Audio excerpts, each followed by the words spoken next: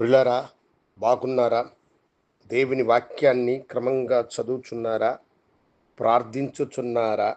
నేటి ధ్యాన వాక్యము కొరింథీయులకు రాసినటువంటి 2వ పత్రిక 5వ అధ్యాయము 14వ వచనము.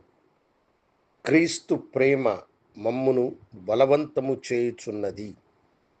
భక్తుడైన పౌలు ఇక్కడ కొరింథీ సంఘానికి వ్రాస్తూ చెబుతున్న మాట, దేవుని ప్రేమ మమ్మలను బలవంతము చేయుచున్నది.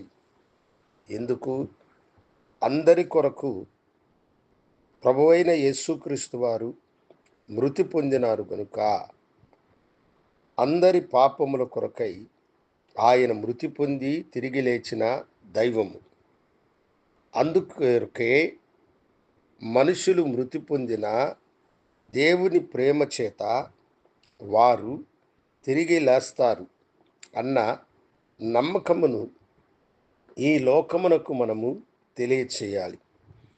మనుషులు తాము నశించదమన్నటువంటి భయము చేత తాము పరలోకమునకు వెళ్ళే మార్గము వారికి కనిపించక తమకిష్టమొచ్చిన మార్గమును వెతుకుచూ ఉన్నారు. నిజమైన దేవుని ప్రేమను వారు ఎరుగక ఉన్నారు. దేవుడు మనుషులందరినీ ప్రేమించినాడు. యోహాను 3:16లో ఆ మాట చెప్పబడి ఉన్నది. దేవుడు లోకమును ఎంతో ప్రేమించెను కాగా